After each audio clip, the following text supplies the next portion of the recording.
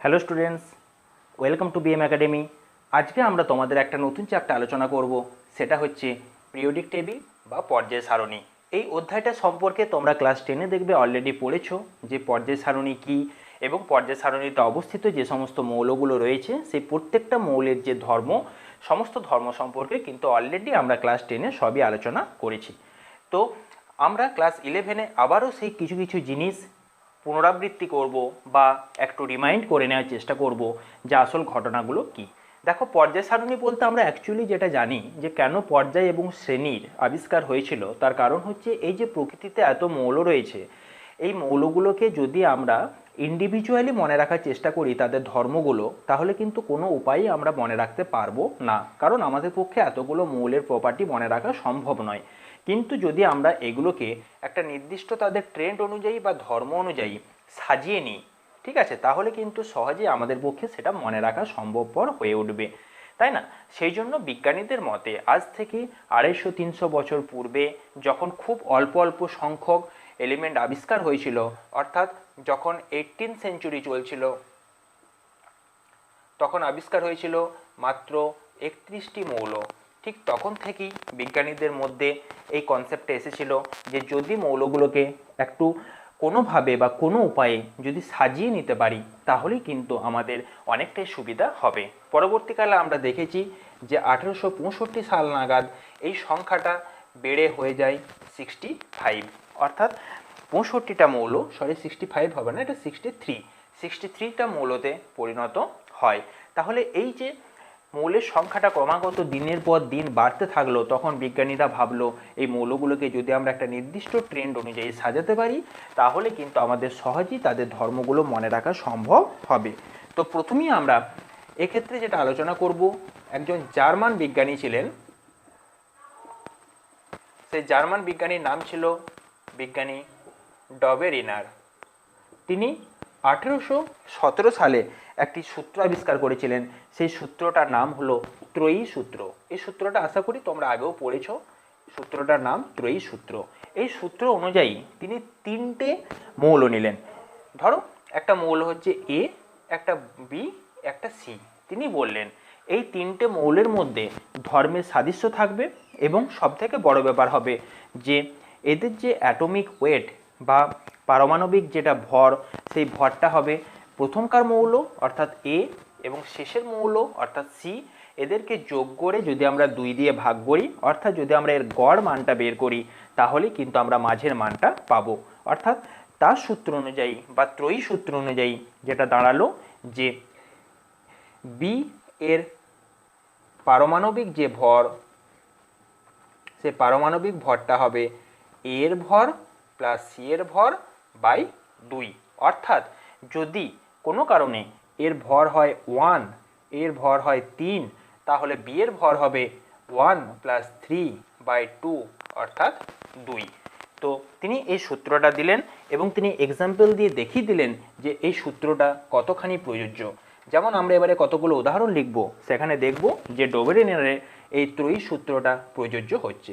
যেমন lithium, sodium, potassium. আজকের দিনে দাঁড়িয়ে আমরা প্রত্যেকেই জানি যে এই লিথিয়াম, সোডিয়াম, পটাশিয়াম প্রত্যেকটাই 1 নম্বর শ্রেণীর অন্তর্ভুক্ত মৌল। এটা কিন্তু আমরা আজকের দিনে দাঁড়িয়ে জানি।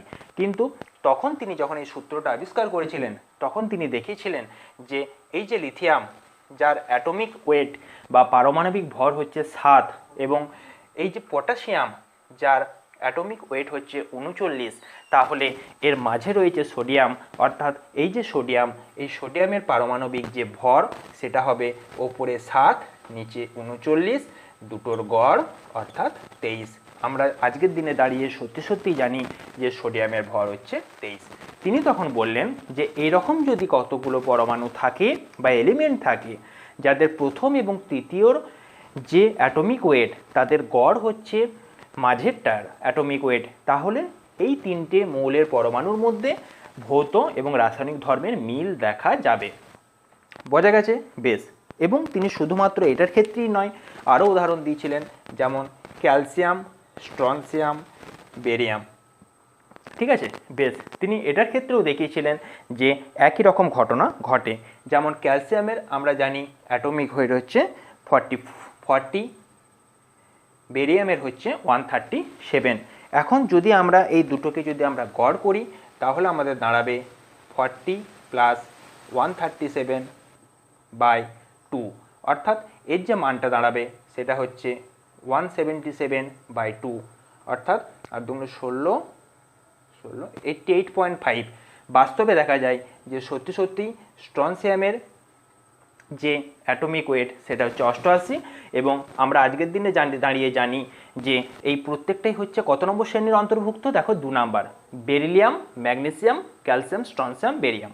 তো এদের মধ্যে কিন্তু সেই সূত্রটা প্রযোজ্য হচ্ছে যে প্রথম এবং তৃতীয়র অ্যাটমিক ওয়েটের গড় হচ্ছে দ্বিতীয়টার, এবং তাদের ধর্মের মধ্যে মিল কিন্তু রয়েছে। কিন্তু এই সূত্রের যে ডিমেরিটস, ঠিক আছে, আমরা এই সূত্রগুলোকে কখনোই ব্যর্থতা বলবো না, প্রত্যেক ক্ষেত্রেই আমরা বলতে পারবো যে ডিমেরিট বলবো বা সীমাবদ্ধতা বলবো, কারণ ওনারা প্রত্যেকেই ছিলেন খ্যাতনামা বিজ্ঞানী। তখনকার দিনে দাঁড়িয়ে দেখো এত বড় বড় কাজ করে গেছেন, তাই তাদের যে সমস্ত ত্রুটিগুলো বা ভুলগুলো সেগুলোকে কোনোদিনও আমরা ব্যর্থতা বলে ওনাদেরকে ছোট করব না। তাই বলবো যে ওনাদের যে সমস্ত ডিমেরিট বা সীমাবদ্ধতা সেইগুলো আমরা এবারে আলোচনা করব। তো এই সূত্রটা খুব সুন্দর একটা সূত্র, খুব সুন্দর প্রযোজ্য হয়েছিল, এবং তিনি সর্বপ্রথম, দেখো এর আগে কিন্তু কোনো বিজ্ঞানী এরকম অ্যাটমিক ওয়েটের কনসেপ্ট দিয়ে জিনিসটাকে ভাবতে পারেননি। একমাত্র তিনিই প্রথম 1817 সালে দেখিয়েছিলেন যে অ্যাটমিক ওয়েটের কনসেপ্ট থেকে এই জিনিসটাকে ভাবা যায়, এবং অ্যাটমিক ওয়েটগুলোর সাহায্যে প্রত্যেকটা মৌলের কিন্তু ধর্মের মধ্যে এরকম সাদৃশ্য খুঁজে পাওয়া সম্ভব। কিন্তু পরবর্তীকালে দেখা গেল যে এই সূত্রের কিছু কিছু সীমাবদ্ধতা রয়ে গেল, সেই সীমাবদ্ধতাগুলো আমরা এবারে লেখার চেষ্টা করব, ঠিক আছে। তো প্রথম যে সীমাবদ্ধতা, সেই সীমাবদ্ধতা হলো যে সকল মৌলের ক্ষেত্রে কিন্তু এই সূত্র বা ত্রয়ী সূত্র প্রযোজ্য নয়। তাহলে সীমাবদ্ধতার জন্য আমরা লিখে রাখব সকল মৌলের ক্ষেত্রে এই সূত্র প্রযোজ্য নয়। আশা করি তোমরা বুঝতে পারলে। আচ্ছা, দ্বিতীয়ত তিনি দেখলেন যে একই গ্রুপের অন্তর্ভুক্ত এই যে আমরা লিখলাম, ধরো ক্লোরিন, ব্রোমিন এবং আয়োডিন লিখলাম, দেখা যায় যে ক্লোরিন, ব্রোমিন এবং আয়োডিনের মধ্যে যদি আমরা এদের ভরগুলো নিই, ক্লোরিনের ভর আমরা প্রত্যেকেই জানি 35.5, আয়োডিনের ক্ষেত্রে কত 127, তাহলে ব্রোমিনেরটা কত হবে, দেখো 127 প্লাস 35.5 বাই কত 2। ক্লিয়ার হয়েছে? বেশ, 7 5 12 3 5 6, এটা এখানে যে গড় মানটা বেরোবে সেটা কত হবে 81.5 এর মতো। কিন্তু বাস্তবে দেখা যায় যে ব্রোমিনেরটা হচ্ছে 80, অর্থাৎ দেখো প্রায় কাছাকাছি। তার মানে আমাদের কিন্তু এক্ষেত্রে সূত্রটা প্রযোজ্য রয়েছে। কিন্তু যদি আমরা ঠিক এর আগের মৌলটার কথা ভাবি, অর্থাৎ ফ্লুরিনের কথা ভাবি, আমরা প্রত্যেকে জানি যে ফ্লুরিনের অ্যাটমিক মাস হচ্ছে 19। তাহলে একটা জিনিস লক্ষ্য করে দেখো, ক্লোরিন, ব্রোমিন এবং আয়োডিন এই তিনটে মৌলের ক্ষেত্রে সূত্রটা প্রযোজ্য, ঠিক কথাই। কিন্তু যদি আমরা ফ্লুরিন, ক্লোরিন এবং ব্রোমিনের ক্ষেত্রে সূত্র প্রযোজ্যের কথা ভাবি, তাহলে কিন্তু সূত্রটা প্রযোজ্য হচ্ছে না। কেন হচ্ছে না? দেখো, ফ্লুরিনের মাস হচ্ছে 19, ক্লোরিন বাদ দিয়ে ব্রোমিনের হচ্ছে 80। তাহলে 19 আর 80-র মধ্যে যদি আমরা গড় করি তাহলে হবে 99/2, তার মানে আমাদের দাঁড়াচ্ছে 49.5। কিন্তু ক্লোরিনের অর্থাৎ মাঝের যে এলিমেন্টটা তার মাস হচ্ছে 35.5, অর্থাৎ 35.5 আর 49.5-এর মধ্যে কিন্তু অনেকটাই পার্থক্য থেকে যাচ্ছে। অর্থাৎ এই সূত্রটা একই গ্রুপের মধ্যে অবস্থিত সকল মৌলের ক্ষেত্রে কিন্তু প্রযোজ্য নয়। কোনো ক্ষেত্রে প্রযোজ্য হচ্ছে, যেমন আমরা একটু আগে দেখলাম লিথিয়াম, সোডিয়াম, পটাশিয়াম, সেক্ষেত্রে প্রযোজ্য হয়েছিল। আবার আমরা দেখেছিলাম যে ক্যালসিয়াম, স্ট্রনশিয়াম, ব্যারিয়াম, সেক্ষেত্রে প্রযোজ্য হয়েছিল। কিন্তু সেই গ্রুপটারই যদি আমরা বেরিলিয়াম এবং ম্যাগনেসিয়ামের কথা ভাবতাম, তাহলে আমরা দেখতে পেতাম একই রকমভাবে সেই সূত্রটা কোনোভাবেই কিন্তু প্রযোজ্য হচ্ছিল না। ঠিক আছে? তো এই যে কনসেপ্ট, এই কনসেপ্টের সাহায্যে আমরা দেখব যে এই যে জার্মান বিজ্ঞানী ডবেরিনার, এনার সূত্র কিন্তু সব জায়গায় প্রযোজ্য হলো না। তাহলে এইগুলোকে আমরা তার সীমাবদ্ধতা রূপে জানবো। আচ্ছা, তো বিজ্ঞানীর এই সূত্র যখন কিছু সীমাবদ্ধতা রয়ে গেল, তখন অন্যান্য বিজ্ঞানীরা তখন আবার চেষ্টা করলেন, বা তখন ওনারাও পরীক্ষা চালিয়ে যাচ্ছেন। ওনারা তখন দেখলেন যে আরও কীভাবে প্রত্যেকটা নোন এলিমেন্টকে, বা তখনও পর্যন্ত যে সমস্ত মৌলগুলি আবিষ্কার হয়েছে তাদেরকে কিভাবে কোনো একটা ট্রেন্ড বা কোনো একটা নিয়মের মধ্যে আনা যায়, যাতে করে তাদেরকে এক গ্রুপের মধ্যে ফেলে তাদের ধর্মগুলো আমরা সহজেই খেয়াল রাখতে পারি বা মনে রাখতে পারি। তো ঠিক এর কয়েক বছর পর 1864 সাল নাগাদ অপর একজন বিজ্ঞানী নিউল্যান্ড একটি অতি গুরুত্বপূর্ণ সূত্র দিলেন। সেই সূত্রটার নাম হলো অস্টক সূত্র। ঠিক আছে। আচ্ছা, এই বিজ্ঞানী নিউল্যান্ড একদিকে যেমন তিনি ছিলেন কেমিস্ট, আরেকদিকে তিনি ছিলেন মিউজিশিয়ান, এবং তিনি মিউজিক খুব ভালোবাসতেন। সেই জন্য তিনি কি করলেন, এই কেমিস্ট্রির অষ্টক সূত্রকে তিনি জুড়ে দিলেন মিউজিকের সাথে। অর্থাৎ মিউজিকের যে টিউনগুলো রয়েছে, আমরা জানি প্রত্যেকে সারেগামাপা, তার সাথে তিনি জুড়ে দিলেন। তাহলে প্রত্যেকটা স্বরকে যদি আমরা লিখি সারেগামা পা ধা নি, তারপর আবার ফিরে আসছে সা। অর্থাৎ আমরা এক্ষেত্রে দেখেছি যে সা রে গা মা পা ধা নি, অর্থাৎ দেখো 1 থেকে কত অবধি যাচ্ছে, 7 অবধি। 7-এর পরে আবার পুনরায় 8 নম্বর যেটা ফিরে আসবে, 8 নম্বরে দেখো আবার সা ফিরে আসছে। অর্থাৎ 8 নম্বরে মৌলের ক্ষেত্রে কিন্তু একই রকমভাবে রিপিটেশনটা এক্ষেত্রেও তৈরি হবে। যেমন এখানে সুরের ক্ষেত্রে সারেগামার ক্ষেত্রে দেখতে পাচ্ছি যে সারেগামাতে 1 2 3 4 5 6 7, 7-এর পরে 8 নম্বর যেটা, সে 8 নম্বরটা আবার সা ফিরে আসছে।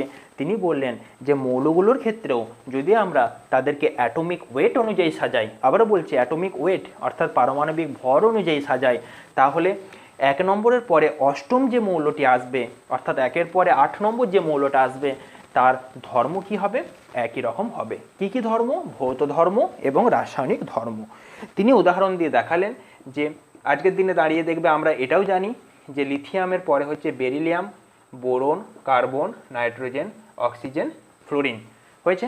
বেশ, ফ্লোরিনের পরে আমরা জানি যে হয় কি নিয়ন, কিন্তু নিয়ন হচ্ছে নোবেল গ্যাস, এবং এই সমস্ত এক্সপেরিমেন্ট যখন চলছে তখন কিন্তু নোবেল গ্যাস আবিষ্কার হয়নি। অর্থাৎ নিয়ন, আর্গন, হিলিয়াম, ক্রিপ্টনের কোনো কথা কিন্তু জানা ছিল না। তাহলে তখন যেগুলো আবিষ্কার হয়েছিল তার মধ্যে হচ্ছে নিয়নের পরে যে এলিমেন্টটা অর্থাৎ সোডিয়াম। তাহলে সোডিয়ামের পর কী হচ্ছে, magnesium, aluminium, silicon, phosphorus, sulphur, chlorine হয়েছে। আচ্ছা, এরপরে যে আর্গন থাকছে সে আর্গন আর আবিষ্কার হয়নি। তাহলে তারপরে যেটা আমরা ফিরে পাচ্ছি সেটা হচ্ছে পটাশিয়াম, ক্যালসিয়াম। এতটা অবধি লিখলাম। বেশ, তিনি দেখালেন যে 1 নম্বর থেকে শুরু করে 8 নম্বর যে মৌলটা আমরা পাচ্ছি, সেই মৌলের কিন্তু সমস্ত দিক থেকে তাদের যে ধর্ম, সেই ধর্মগুলো কি হবে, একই রকম হবে। এবং এদেরকে কি অনুযায়ী সাজাতে হবে, এদেরকে পারমাণবিক ভরের ক্রমবর্ধমান অনুযায়ী বা ক্রমবর্ধমান মান অনুযায়ী সাজাতে হবে। এবং যে কোনো জায়গা থেকে তুমি যদি শুরু করো, তার থেকে 8 নম্বর পজিশনে যেটি ফিরে আসবে। যেমন একটা এক্সাম্পল দিই, ধরো লিথিয়ামকে নিলাম, তাহলে লিথিয়ামের রেসপেক্টে তাহলে কি হচ্ছে 1 2 3 4 5 6 7 8। তাহলে লিথিয়ামের রেসপেক্টে সোডিয়ামটা হচ্ছে কিন্তু দেখো 8 নম্বর মৌল, কিন্তু বোরনের সাপেক্ষে কি 8 নম্বর হবে, দেখো অ্যালুমিনিয়াম। কেন? দেখো এটা 1 নম্বর হবে তখন 1 2 3 4 5 6 7 8। তাহলে বোরনের নিচে হচ্ছে অ্যালুমিনিয়াম। অর্থাৎ ভেরি ইজি, তোমরা এমনি বুঝতে পারছো। নাইট্রোজেনের রেসপেক্টে 8 নম্বর মৌল কি হবে, ফসফরাস। অক্সিজেনের রেসপেক্টে 8 নম্বর মৌল কি হবে, সালফার। তাহলে যেখান থেকে আমরা শুরু করি না কেন, প্রতিটি মৌলের সাপেক্ষে তার যে 8 নম্বর মৌলটা আমরা পাবো, যদি আমরা তাদেরকে ক্রমবর্ধমান ভরের অনুযায়ী সাজাই অ্যাটমিক ওয়েটের, তাহলে আমাদের কি হবে, তাদের ধর্মগুলো কি হবে, একই হবে। ঠিক আছে। বেশ, খুব সুন্দর একটা সূত্র। এবং বাস্তব জীবনে আজকের দিনে দাঁড়িয়ে আমরা দেখি যে লিথিয়ামের নিচে সোডিয়াম আছে, পটাশিয়াম আছে, beryllium, magnesium, calcium, boron, aluminium, এর আগে গ্যালিয়াম, ইন্ডিয়াম, টাইটেনিয়াম, এগুলো তখন আবিষ্কার হয়নি। Carbon, silicon, germanium, tin, lead, ওগুলো তখন অবধি আবিষ্কার হয়নি। আচ্ছা, তো ব্যাপার যেটা দাঁড়ালো যে এই সূত্রটা কিন্তু অষ্টক মৌলের এই যে সূত্র পুনরাবৃত্তি ঘটার এই যে সূত্র, এই সূত্র প্রথম পর্যাবৃত্ততা বা পিরিয়ডিসিটি প্রকাশ করলো। তার মানে এই প্রথম কোনো কনসেপ্ট তৈরি হলো যার মধ্য দিয়ে আমরা একটা এরকম পিরিয়ড আকারে বা পর্যাবৃত্ততা আকারে আমরা জিনিসটা দেখতে পেলাম। অর্থাৎ পর্যায় সারণী আবিষ্কারের প্রথম কনসেপ্ট তৈরি হলো এর থ্রু দিয়ে। দেখো এর মধ্যে দিয়ে একটা পর্যায় যেমন তৈরি হয়েছে, এক একটা করে শ্রেণী কিন্তু তৈরি হয়েছে। অর্থাৎ মৌলগুলোর ধর্ম রিপিটেশন হওয়ার যে পিরিয়ডিসিটি বা পর্যাবৃত্ততা, সেই সূত্রের যে কনসেপ্ট, এই সূত্র থেকে বা নিউল্যান্ডের সূত্র থেকে কিন্তু এই ধারণাটা প্রথম এসেছিল। হয়েছে বেশ। এবং এখানে তিনি বলেছিলেন আরেকটা গুরুত্বপূর্ণ টপিক তিনি বলেছিলেন যে যখন এই মৌলগুলোকে অ্যাটমিক ওয়েট অনুযায়ী সাজানো হবে, তখন এই যে পরপর মৌলগুলোকে আমরা পাচ্ছি নিজ বরাবর দেখতে পারি বা প্যারালাল দেখতে পারি, ঠিক আছে, অর্থাৎ পর্যায় বরাবর দেখতে পারি। তিনি বলেছিলেন এদের যে ধর্মগুলো, সেই ধর্মগুলো হয় ক্রমবর্ধমান হারে বাড়তে থাকবে কিংবা ক্রমবর্ধমান হারে কমতে থাকবে। এটা কিন্তু বিজ্ঞানী নিউল্যান্ড বলে গিয়েছিলেন। অর্থাৎ এদের মধ্যে ধরো এর স্ফুটনাঙ্ক ধরো 40 ডিগ্রি সেন্টিগ্রেড, এর হচ্ছে 80 ডিগ্রি সেন্টিগ্রেড, তাহলে এটা যদি 40 হয়, এটা যদি 80 হয়, এরটা অবশ্যই মাঝামাঝি হবে এবং 60 ডিগ্রি সেন্টিগ্রেডের কাছাকাছি হবে। অর্থাৎ তিনি বলতে চেয়েছিলেন যে প্রত্যেকটা মৌলের এই যে সাজানো হয়েছে, এদের যে ধর্মগুলো, এদের ধর্মগুলো কিন্তু একটা পিরিয়ডিসিটি বা পর্যাবৃত্ততা লক্ষ্য করবে এবং এদের ধর্মগুলো হয় ক্রমবর্ধমান হারে ধীরে ধীরে বাড়বে কিংবা ক্রমহ্রাসমান হারে ধীরে ধীরে কমতে থাকবে। বোঝা গেছে ব্যাপারটা? ক্লিয়ার হয়েছে? বেশ, তাহলে এই নতুন কনসেপ্ট কিন্তু আমরা নিউল্যান্ডের অষ্টক সূত্র থেকে পেয়েছিলাম। কিন্তু সেই একই ব্যাপার, কিছু কিছু সীমাবদ্ধতা থেকেই যায়।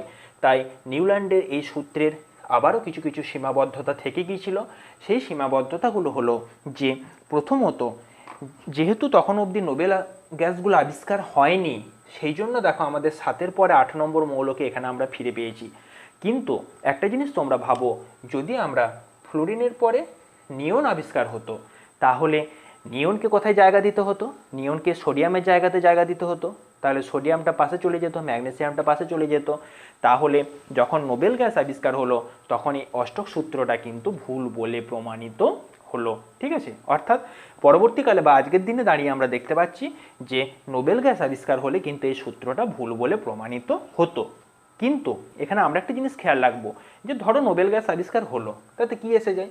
এখানে আমরা নিয়ন লিখলাম, এখানে আমরা আর্গন লিখলাম, তাহলে তো বলতেই পারি আমরা যে ঠিক আছে, নিয়নটা না হয় এখানে লিখলাম, কিন্তু নিয়নের সাথে তো আর্গনের মিল আছে, তাহলে এটাকে না হয় 8 নম্বর ধরে নিলাম। তাহলে আমরা তখন সূত্রটাকে বলতাম যে অষ্টক সূত্র না বলে এটা 1 নম্বরের সাথে 8-এর মিল না হয়ে 1 নম্বরের সাথে না হয় 9-এর মিল হবে। ভালো করে বোঝার চেষ্টা করো। ধরো আমরা এখানে এটাকে 8 রাখলাম, 8-এ ধরো এখানে নিয়নটাকে বসালাম, এসব সারেগামা টারেগামা বাদ দাও। তাহলে আমরা বলে দিলাম যে ঠিক আছে, আমরা একের পর 8-এর মৌলের পুনরাবৃত্তি দেখছি, অষ্টক সূত্র বলছি, ঠিক আছে, না হয় নোবেল গ্যাস আবিষ্কার হয়েছে, এটাকে 8-এ রেখেছি, তাহলে 8-এর পরে যে 9 নম্বর মৌল, সেই 9 নম্বরের সাথে আমাদের মিলটা থাকবে। অর্থাৎ একের সাথে প্রত্যেক ক্ষেত্রেই আমরা দেখব 9 নম্বর যে এলিমেন্ট থাকবে তার মিল থাকবে। ঠিক আছে, এতটা অবধি ঠিক আছে। কিন্তু সমস্যা হচ্ছে যখনই আমরা ক্যালসিয়ামকে ছাপিয়ে যাব, অর্থাৎ ক্যালসিয়াম পরবর্তী মৌলগুলোর কথা উল্লেখ করব, তখন দেখা যায় যে এই সূত্রটি আর মোটেও প্রযোজ্য নয়। কারণ আজকের দিনে দাঁড়িয়ে তোমরা দেখো প্রত্যেকেই জানো এর মাঝখানে ঢুকে যায় ডি ব্লক। ক্লিয়ার? বেশ, দেখো আমরা প্রত্যেকেই জানি এই সাইডটা হচ্ছে 1 আর 2 মিলে তৈরি হয় এস ব্লক, এই সাইডটা হচ্ছে পি ব্লক। আমরা পরবর্তীকালে আরও ডিটেলসে আলোচনা করব, কিন্তু যেহেতু তোমাদের ক্লাস 10-এর একটা কনসেপ্ট রয়েছে, সেই জন্য আমরা বলতে পারি যে ক্যালসিয়ামের পরে যে মৌলগুলো রয়েছে, অর্থাৎ scandium, titanium, vanadium, chromium, manganese, iron, cobalt, nickel, copper, zinc, এই প্রত্যেকটা জিনিস কিন্তু এর মাঝখানে ঢুকে যাচ্ছে। অর্থাৎ সেগুলোকে কিন্তু অ্যালুমিনিয়ামের নিচে কোনোভাবেই বসানো সম্ভব নয়। ক্লিয়ার? বেশ, অর্থাৎ এই সূত্রটার ক্ষেত্রে আমরা একটা জিনিস দেখতে পেলাম যে যখন ভারী মৌলগুলো, অর্থাৎ ক্যালসিয়াম পরবর্তী মৌলগুলোর ক্ষেত্রে এই সূত্রটা কিন্তু মোটেও প্রযোজ্য নয়। আমরা এখানে লিখতে পারি যে ভারী মৌল, কী ধরনের মৌল? ভারী মৌল, বা লিখতে পারি ক্যালসিয়াম পরবর্তী মৌল। এই ক্যালসিয়াম পরবর্তী মৌলগুলোর ক্ষেত্রে এই সূত্রটি কিন্তু মোটেও প্রযোজ্য নয়। হয়েছে? তো এই নিউল্যান্ডের আবিষ্কারের পরে আরও 7 বছর পর ইন 1871 পর্যায় সারণীর ইতিহাসে এক নতুন তত্ত্ব আবিষ্কার হলো, যেটা আবিষ্কার করলেন দুই বিখ্যাত বিজ্ঞানী, সেই বিজ্ঞানীদের নিয়ে এবার আমরা আলোচনা করব এবং সেটা হচ্ছে সবথেকে বড় ব্যাপার এবং পর্যায় সারণীর ইতিহাসে এক যুগান্তকারী ঘটনা, যে ঘটনার উপর বেস করে আজও পর্যায় সারণী দাঁড়িয়ে আছে। তাহলে আমরা চলে আসব 1871 সালে সেই বিখ্যাত বিজ্ঞানীদের কথা। দুজন বিখ্যাত বিজ্ঞানী ছিলেন, একজন ছিলেন রাশিয়ান বিজ্ঞানী, প্রত্যেকে আমরা নাম তার আজকের দিনে দাঁড়িয়ে জানি যে ডিমিট্রি মেন্ডেলিভ। প্রথম বিজ্ঞানী ছিলেন মেন্ডেলিভ এবং আরেকজন বিজ্ঞানী একই সালে কাজ করছিলেন, একই সাথে কাজ করছিলেন, তার নাম হচ্ছে লোথার মেয়ার। খুব ভালো করে লক্ষ্য করবে, একজন হলো মেন্ডেলিভ এবং একজন হলো লোথার মেয়ার। দুজনে কিন্তু একসাথে কাজ করেনি, দুজনা তার নিজস্ব এক্সপেরিমেন্টের জায়গায় নিজে আবিষ্কার করতে থাকছিলেন। তো এই যে বিজ্ঞানী মেন্ডেলিভ, তিনি এই যে মৌলগুলো রয়েছে সেই মৌলগুলোকে কি আকারে সাজালেন? টেবিল আকারে সাজালেন। যে টেবিল আজকের দিনে আমরা দাঁড়িয়ে পড়ছি, সেই টেবিল আকারে তিনি জিনিসটাকে সাজালেন। কাদেরকে? এলিমেন্টগুলোকে টেবিল আকারে তিনি সাজালেন। আর লোথার মেয়ার কি করেছিলেন? তিনি গ্রাফ আকারে সাজিয়েছিলেন। গ্রাফ আকারে তিনি সাজিয়েছিলেন। দুজন বিজ্ঞানী একসাথে কাজ করছেন। ইনি 1871 সালে পাবলিশ করেন, কিন্তু লোথার মেয়ার তারও আগে, কিছুদিন আগে, অর্থাৎ 1870 সালের শেষের দিকে তিনি কিন্তু এটা অ্যাপ্লাই করে দেন বা করেন। কিন্তু আমরা লোথার মেয়ারের নাম জানি না, মেন্ডেলিভের নামটাই আমাদের কাছে সবথেকে বেশি প্রযোজ্য, বা আমরা সবাই মেন্ডেলিভের নামটাই জানি। তার কারণটা আমি একটু বলছি, ঠিক আছে? বেশ, দেখো দুজনাই কিন্তু সফল হয়েছিলেন এবং দুজনা একই রেজাল্ট দিয়েছিলেন, কিন্তু সমস্যাটা হচ্ছে লোথার মেয়ার দিয়েছিলেন কি ফর্মে? গ্রাফ ফর্মে। তিনি একটা গ্রাফ এঁকেছিলেন এবং এই গ্রাফটা আমরা একটু আঁকার চেষ্টা করব। এটা হচ্ছে বাঁ দিকে হচ্ছে পারমাণবিক আয়তন, ক্লিয়ার? আর এদিকে হচ্ছে পারমাণবিক ভর, হয়েছে? বেশ, তিনি যখন ছবিটা ড্র করেছিলেন বা তখন যে গ্রাফটা পেয়েছিলেন, ঠিক এরকম টাইপের একটা গ্রাফ তিনি পেয়েছিলেন। এই গ্রাফটাতে খুব ভালো করে যদি লক্ষ্য করি, তাহলে তিনি দেখেছিলেন যে ধর্ম অনুযায়ী যখন সাজিয়েছিলেন তখন তিনি পেয়েছিলেন এই গ্রাফের যে একদম পিক পয়েন্ট, এই পিক পয়েন্টে তিনি এখানে পেয়েছিলেন সোডিয়ামকে, এখানে পেয়েছিলেন পটাশিয়ামকে, এখানে পেয়েছিলেন রুবিডিয়ামকে। খুব ভালো করে লক্ষ্য করে দেখো, অর্থাৎ এই পিক পয়েন্টে যে এলিমেন্টগুলো থাকবে তিনি বললেন তাদের ধর্ম কী হবে? একই রকম হবে। আজকের দিনে দাঁড়িয়ে আমরা জানি যে সোডিয়াম, পটাশিয়াম, রুবিডিয়াম সব একই শ্রেণী বরাবর থাকে। আচ্ছা, তাহলে ওনার এক্সপেরিমেন্ট একদম সঠিক ছিল। আচ্ছা, তিনি কি বললেন যে এই যে কার্ভটা রয়েছে, এই কার্ভের যে লেফট সাইড বা বাঁ দিক, সেই প্রত্যেকটা কার্ভের বাঁ দিকে যে এলিমেন্টগুলো থাকবে, ফ্লোরিন, এখানে ক্লোরিন, এখানে ব্রোমিন, তিনি বললেন তাদের ধর্মগুলো একই রকম হবে। খুব সুন্দর কনসেপ্ট। দেখো বাঁ দিকে এই কার্ভটার বাঁ দিকে, অর্থাৎ স্টার্টিংয়ে এই যে অ্যাসেন্ডিং অর্ডারটা রয়েছে, এই অ্যাসেন্ডিং, এটা descending, ascending descending, ascending descending, মানে বাড়ছে কমছে। তো এই যে বাড়ছে বা বর্তমান যেটা বা অ্যাসেন্ডিং অর্ডার, এখানে দেখো ফ্লোরিন, ক্লোরিন, ব্রোমিন, এই তিনটে কি রইল? মাঝ বরাবর রইল, তাদের ধর্ম এক। আজকের দিনে আমরা দাঁড়িয়ে প্রত্যেকে জানি যে তিনটেই হচ্ছে 17 নম্বর গ্রুপের এলিমেন্ট। বেশ, এবারে তিনি বললেন যে একই রকমভাবে এই যে ডিসেন্ডিংটা রয়েছে, এখানে তিনি বললেন যে এখানে আমি একটু নিচের দিকে লেখার চেষ্টা করছি যাতে তোমাদের বোঝার সুবিধা হয়। তিনি বললেন যে এখানে ঠিক আছে, এখানে এবারে ডান দিকে যেটা নিচের দিকে রয়েছে সেখানে থাকবে ম্যাগনেসিয়াম, ক্যালসিয়াম, স্ট্রনসিয়াম। অর্থাৎ তিনি বলতে চাইলেন যে এই অ্যাসেন্ডিং অর্ডারে যেগুলো রয়েছে তাদের ধর্মগুলো একই হবে এবং ডিসেন্ডিং অর্ডারে যারা রয়েছে তাদের ধর্মগুলো একই হবে। একদম টপ পজিশনে যারা রয়েছে তাদের ধর্ম একরকম হবে এবং এই গ্রাফের বটম পজিশনে যাদেরকে দেখালেন তাদের ধর্ম একই রকম হবে। ধর এখানে অক্সিজেন, সালফার, সেলেনিয়াম এরকম কিছু একটা দেখালেন। কিন্তু এখানে সমস্যাটা হলো এরকম যে আমাদের তো আর এরকম লিমিটেড কতগুলো এলিমেন্ট নয়, আমাদের ধরো সেই মুহূর্তে দাঁড়িয়ে প্রায় 63টা এলিমেন্ট আবিষ্কার হয়ে গেছে। তাহলে তাদেরকে এতগুলো এলিমেন্টকে যদি আমরা এরকম একটা গ্রাফের আকারে সাজাতে চাই তাহলে আমাদের সমস্যাটা কি হবে? দেখো একটা জিনিস লক্ষ্য করে, এই টপ পজিশনগুলোকে আমরা খুব সুন্দরভাবে ডিটেক্ট করে দিলাম, বটম পজিশনগুলোকে না হয় ডিটেক্ট করে দিলাম, কিন্তু এই মাঝামাঝি পজিশনে যারা আছে, ধরো এই অ্যাসেন্ডিং অর্ডারে এখানে মনে করো ফ্লোরিন, ক্লোরিন, ঠিক আছে, এটা ফ্লোরিন, এটা ক্লোরিন, সরি, এটা ক্লোরিন, এটা ব্রোমিন। ঠিক আছে, ফ্লোরিন, ক্লোরিন, ব্রোমিন তিনটেকে আমরা অ্যাসেন্ডিং অর্ডারে রেখেছি, ভালো করে একটু বোঝো। কিন্তু এখানে তো শুধু ফ্লোরিন, ক্লোরিন, ব্রোমিনই থাকবে না, এর মাঝখানে আরও থাকবে। ধরো এখানে আরেকটা করে এলিমেন্ট থাকলো, তাহলে আমরা কি বলবো যে অ্যাসেন্ডিং অর্ডারে যেটি নিচের দিকে থাকবে তাদের ধর্ম এক, যার ওপরের দিকে থাকবে একটু তাদের ধর্ম এক। আবার যদি মনে করো এইখানটা করে কোনো এলিমেন্ট যদি আমাদের থাকে, তাহলে কি বলবো যে আরেকটু উপরে যারা থাকবে তাদের ধর্ম এক, এরকম কি বলতে পারবো? অর্থাৎ এই যে গ্রাফের মডেলটা, এটা কিন্তু সাধারণ মানুষের ক্ষেত্রে বা সবাইকার কাছে কিন্তু ব্যাপারটা বোধগম্য হয়ে উঠলো না, কিন্তু এটা কিন্তু এর একমাত্র এক্সপেরিমেন্ট যেটা ছিল, সেই এক্সপেরিমেন্টটা ছিল কিন্তু একদম অ্যাকুরেট এক্সপেরিমেন্ট, এবং তিনি কিন্তু এই গ্রাফের মধ্যে যে সমস্ত এলিমেন্টগুলো রয়েছে প্রত্যেককে কিন্তু ঠিক ঠিক জায়গাতে তিনি বসিয়ে দিতে পেরেছিলেন। কিন্তু শুধুমাত্র এরকম একটা গোঁজামিল অবস্থা হওয়ার জন্য বা সবাইকার কাছে বোধগম্য না হওয়ার জন্য এই ধারণাটা বা কনসেপ্টটা কিন্তু ফেল হয়ে গিয়েছিল। সেই জন্য ঠিক তারপরে কিছুদিন পরেই যখন রাশিয়ান বিজ্ঞানী মেন্ডেলিভ টেবিল অনুযায়ী যখন তিনি সাজিয়ে দিলেন মৌলগুলোকে, এই একই এক্সপেরিমেন্ট তিনিও একই ধরনের এক্সপেরিমেন্ট করলেন এবং একই রেজাল্ট পেলেন, কিন্তু মৌলগুলোকে যখন পিরিয়ড অনুযায়ী সাজালেন তখন সেটা সবাইকার কাছে কিন্তু বোধগম্য হয়ে উঠলো। আজকের দিনে দাঁড়িয়ে দেখো আমরা যে পিরিয়ডিক টেবিলটা পড়ছি, যে টেবিলটা হচ্ছে একটু মডার্ন পিরিয়ডিক টেবিল বা মেন্ডেলিভের পিরিয়ডিক টেবিল একটু মডিফাইড ভার্সন, সেখানে কিন্তু দেখো প্রত্যেক ক্ষেত্রে আমরা কিন্তু মৌলগুলোকে সহজেই মনে রাখতে পারি, বা তাদের নামগুলো, তাদের গ্রুপ, তাদের পিরিয়ড প্রত্যেকটাই কিন্তু আমরা মনে রাখতে পারি, তাই না? তো এখানেও এনারা যে পরীক্ষাটা করেছিলেন সে পরীক্ষাটা আমরা মনে রাখবো অ্যাটমিক ওয়েট অনুযায়ী, অর্থাৎ মৌলগুলোকে যে সাজানো হয়েছিল সেটা কি অনুযায়ী সাজানো হয়েছিল? তাদের পারমাণবিক ভর অনুযায়ী। কিন্তু তিনি ওই রকম নিউল্যান্ডের মতো অক্টেভ সূত্র বললেন না, তিনি বললেন যে যখন কোনো মৌলগুলোকে আমরা পারমাণবিক ভর অনুযায়ী সাজাবো তখন একটি নির্দিষ্ট সময় পর কি হবে, তাদের যে ধর্মগুলি সেই ধর্মগুলো কি হবে, পর্যায়ক্রমে পুনরাবৃত্ত হবে। হয়েছে? তাহলে তার সূত্রটা আমরা একটু এইভাবে লিখব, বিভিন্ন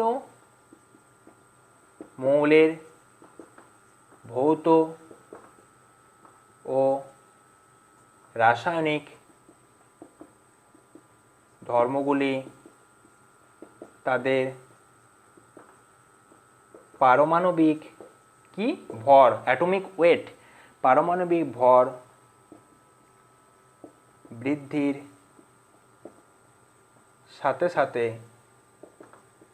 পর্যায়ক্রমে কি হয়, পুনরাবৃত্ত হয়, পুনরাবৃত্ত হয়।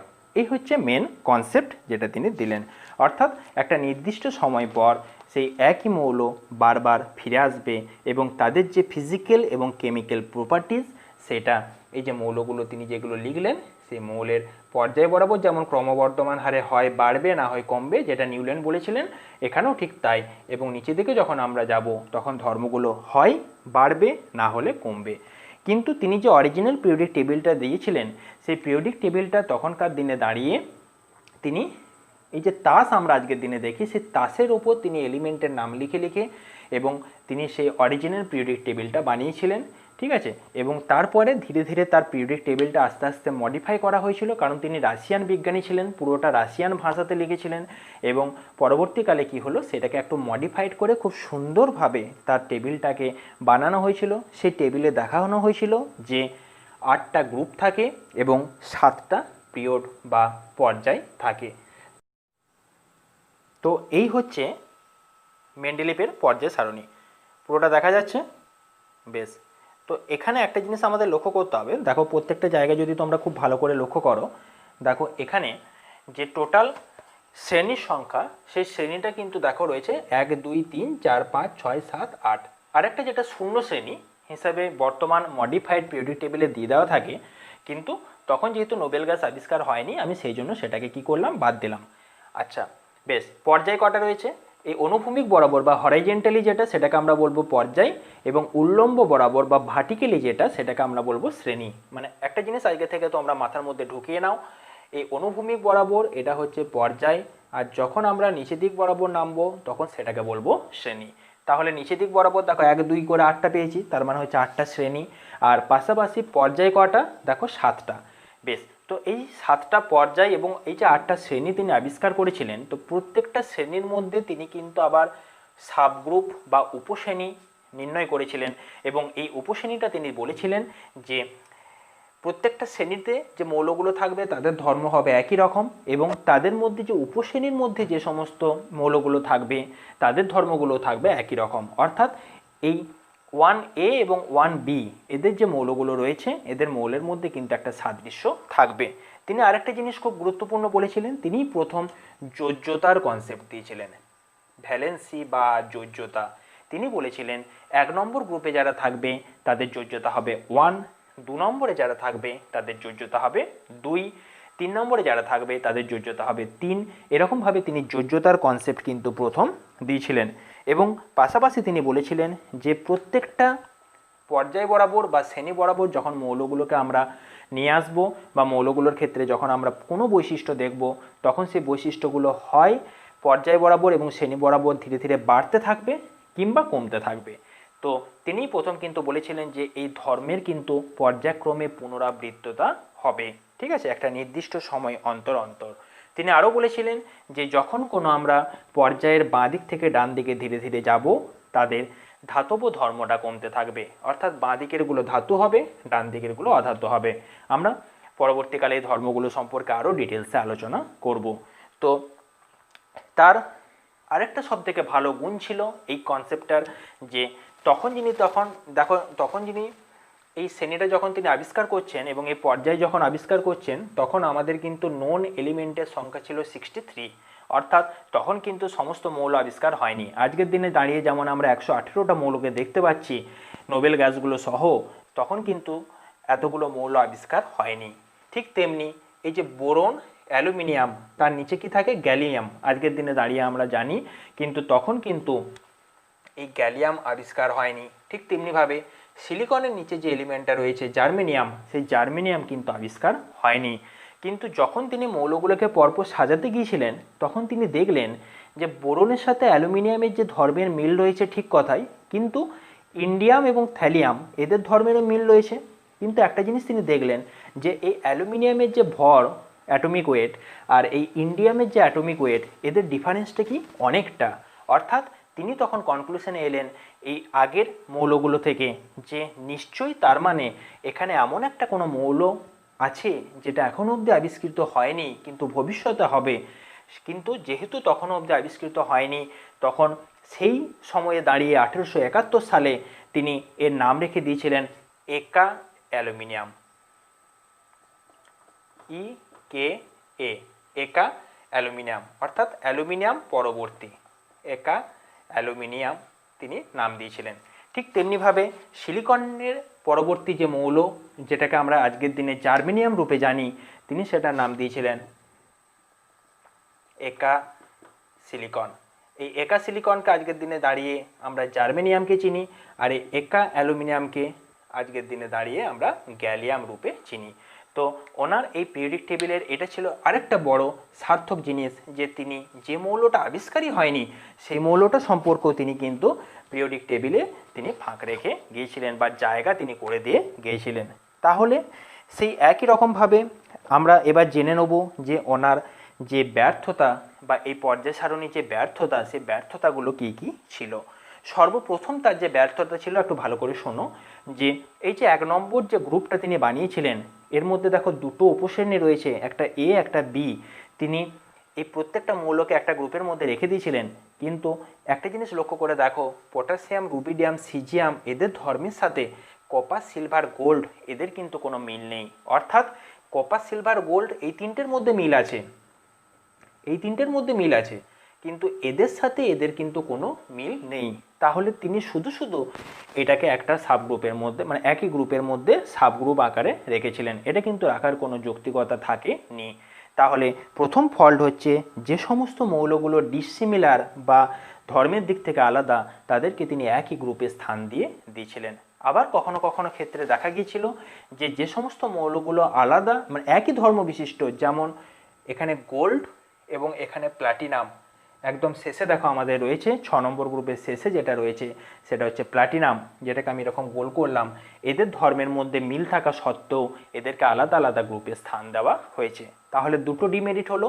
3 নম্বর ডিমেরিট যেটা ছিল, খুব ইম্পর্টেন্ট যেটা ডিমেরিট, তিনি এই মৌলগুলোকে স্থান দিয়েছিলেন তাদের পারমাণবিক ভরের অনুযায়ী, অর্থাৎ পারমাণবিক ভর যেরকম সেই অনুযায়ী মৌলগুলোকে তিনি সাজিয়েছিলেন। কিন্তু একটা জিনিস লক্ষ্য করে দেখো, আমরা প্রত্যেকটা মৌলের যখন আমরা আইসোটোপ খুঁজে বের করি, অর্থাৎ আইসোটোপ বলতে আমরা যেগুলো বুঝি, যেমন হচ্ছে মনে করো হাইড্রোজেনের ক্ষেত্রে আমরা জানি প্রোটিয়াম মানে 1H1, deuterium 1H2, tritium 1H3, অর্থাৎ অ্যাটমিক ওয়েটের রেসপেক্টে আমাদের হাইড্রোজেনের কিন্তু দেখো ভর সংখ্যা হচ্ছে 3 রকম, 1, 2, 3।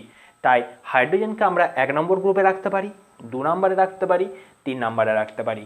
তাই অ্যাটমিক ওয়েটের ভিত্তিতে যে সমস্ত মৌলের আইসোটোপ রয়েছে তাদেরকে কিন্তু কোনো একটা ফিক্সড জায়গা দেওয়া আমাদের পক্ষে কিন্তু সম্ভব নয়, অর্থাৎ তার এই ধারণাটা ছিল কিন্তু ভুল। কারণ পর্যায়ক্রমে যখন আমরা সাজাবো পারমাণবিক ভর অনুযায়ী, তখন যাদের ক্ষেত্রে আইসোটোপ থাকবে তাদেরকে কিন্তু কোনো একটা নির্দিষ্ট জায়গাতে আমরা স্থান দিতে পারবো না। পাশাপাশি তিনি আরেকটা জিনিস দেখেছিলেন যেটা তার ভুল ছিল, সবথেকে গুরুত্বপূর্ণ যেটা ভুল, আমরা যদি দেখি যে এই যে আমাদের যখন কোবাল্ট এবং নিকেলটের কথা ভাববো, কোবাল্ট এবং নিকেল দেখো 8 নম্বর শ্রেণীতে দেখো শেষের দিকে রয়েছে তোমার 4 নম্বর যে পর্যায়টা রয়েছে সেখানে দেখো আমি লিখেছি আয়রন, কোবাল্ট এবং নিকেল। তো কোবাল্টের পরে স্থান দেওয়া হয়েছে নিকেলের, কিন্তু বাস্তবে দেখা যায় যে নিকেলের যে পারমাণবিক ভর, সেই নিকেলের পারমাণবিক ভর হচ্ছে কোবাল্টের থেকে কম। তাহলে হিসেব মতো কি, যার পারমাণবিক ভর সেটা পরে থাকার কথা, তাহলে কোবাল্টের পারমাণবিক ভর বেশি, তাহলে কোবাল্টের কিন্তু পরে থাকার কথা ছিল, নিকেলের কিন্তু আগে থাকার কথা ছিল। কিন্তু তিনি যখন দেখলেন যে কোবাল্টের সাথে রোডিয়াম এবং ইরিডিয়ামের মিল রয়েছে এবং নিকেলের সাথে প্যালাডিয়াম এবং প্লাটিনামের মিল রয়েছে, তিনি কিন্তু সেই লটাকে ভায়োলেট করে কোবাল্টকে কিন্তু আগে বসিয়ে দিলেন। তাহলে অ্যাটমিক ওয়েট অনুযায়ী সাজাতে যে তার এটা কিন্তু একটা বড় ভুল কিন্তু হয়ে গেল। যখন আমরা আরও জানি যে যখন নোবেল গ্যাস আবিষ্কার হলো, তখন আমরা এখানে কি পাবো, আর্গন। ক্লোরিনের পরে কি পাই, আর্গন। আমরা জানি যে আর্গনের পরে হচ্ছে পটাশিয়াম, আর্গনের পরে কাকে লেখা হয়, পটাশিয়ামকে। কিন্তু আর্গনের যে ভর, সেই ভরটা হচ্ছে 39.94 এবং পটাশিয়ামের ভর হচ্ছে 39.01 মতো। অর্থাৎ এক্ষেত্রে একই রকম রিপিটেশন, পটাশিয়ামের ভর কম হওয়া সত্ত্বেও পটাশিয়ামটাকে পরে রাখা হয়েছে, কিন্তু হিসেব মতো আগে পটাশিয়াম পরে আর্গন রাখা উচিত ছিল। কিন্তু তিনি যখন দেখলেন যে সোডিয়ামের সাথে পটাশিয়ামের এখানে মিল রয়েছে, তখন তিনি পটাশিয়ামকে এখানে বসিয়ে দিয়েছিলেন। অবশ্য এক্ষেত্রে তার এটা ফল্ট ছিল না, কারণ তখন অবধি আর্গনটা আবিষ্কার হয়নি। তাই যেহেতু আর্গন আবিষ্কার হয়নি, সেই জন্য তিনি ব্যাপারটা নিয়ে ভাবতে পারেননি। কারণ আর্গন হচ্ছে নোবেল গ্যাস, এবং তিনি যখন পিরিয়ডিক টেবিল বানিয়েছিলেন তখন তোমাদের বইয়ে দেখবে একটা শূন্য শ্রেণী বলে দেওয়া রয়েছে শেষে, ওটা ওই জন্য আমি ড্র করিনি। সেখানে দেখবে নোবেল গ্যাসগুলো লেখা রয়েছে। সেই নোবেল গ্যাস যেহেতু তখন আবিষ্কার হয়নি, তাই তার মধ্যে এই ধারণাটা তখন অবধি আসেনি। কিন্তু এই ধারণাটা তার মধ্যে এসেছিল, কিন্তু তিনি ওই মিল খোঁজার জন্য কোবাল্টটাকে তিনি আগে বসিয়ে দিয়েছিলেন, কার তুলনায়, নিকেলের তুলনায়।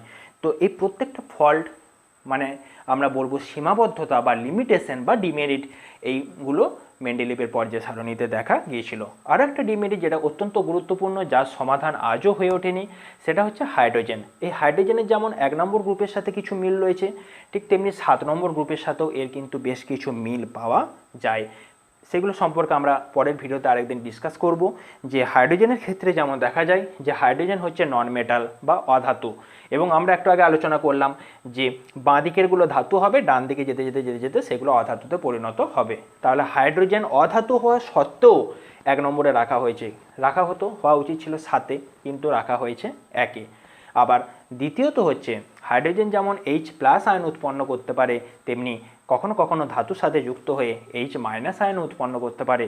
তাই হাইড্রোজেনকে যেমন 1-এ রাখা যায়, তেমনি 7-এও কিন্তু রাখা সম্ভব। কিন্তু তিনি হাইড্রোজেনকে 1 নম্বরে স্থান দিয়েছিলেন। তো এই যে ডিমেরিটসগুলো বা লিমিটেশনগুলো, এই লিমিটেশনগুলো হাত থেকে বাঁচার জন্য বা এটাকে একটু মডিফাই করে পরবর্তীকাল আবিষ্কার হলো মডার্ন পিরিয়ডিক টেবিল, যে পিরিয়ডিক টেবিলটা হচ্ছে আমাদের সিলেবাসের অন্তর্ভুক্ত এবং আমাদের সমস্ত কোশ্চেন সেই মডার্ন পিরিয়ডিক টেবিল থেকেই আসে। এবং কোনো এলিমেন্টকে যখন বলা হয় সেটি কত নম্বর পর্যায় এবং কত নম্বর শ্রেণীতে উপস্থিত, সেটা আমাদের ওই মডার্ন পিরিয়ডিক টেবিল থেকেই বের করতে হবে। মডার্ন পিরিয়ডিক টেবিল অনুযায়ী টোটাল যে শ্রেণীর সংখ্যা, সেই শ্রেণীর সংখ্যাটা হচ্ছে 18 এবং পর্যায়ের সংখ্যাটা হচ্ছে 7। ক্লিয়ার? বেশ, 18 কী করে হচ্ছে দেখো, এখানে 1 থেকে 7 অবধি দুটো দুটো করে আছে, তাহলে 7 দুগুণে 14, 8-এ দেখো 3টে করে এলিমেন্ট আছে, তাহলে 14 আর 3-এ 17, আর লাস্টে যেটা শূন্য শ্রেণী বললাম অর্থাৎ যেখানে নোবেল গ্যাসগুলো রয়েছে সেটা হচ্ছে একটা, মানে 18, অর্থাৎ টোটাল শ্রেণী হবে 18 এবং পর্যায় হবে 7। তো মডার্ন পিরিয়ডিক টেবিল সম্পর্কে আমরা পরের ভিডিওতে আলোচনা করব। আজকে পুরোপুরি ক্লাসটা হলো ইন্ট্রোডাক্টরি ক্লাস এবং হিস্টোরিক্যাল ক্লাস, যে পিরিয়ডিক টেবিল বা পর্যায় সারণীর ইতিহাসটা কী। তো তোমরা আশা করি ব্যাপারগুলো সবই বুঝতে পারলে। পরের ভিডিওতে আমরা মেন পয়েন্টে বা মেন টপিকে ডিসকাস করব। ওকে, থ্যাংক ইউ।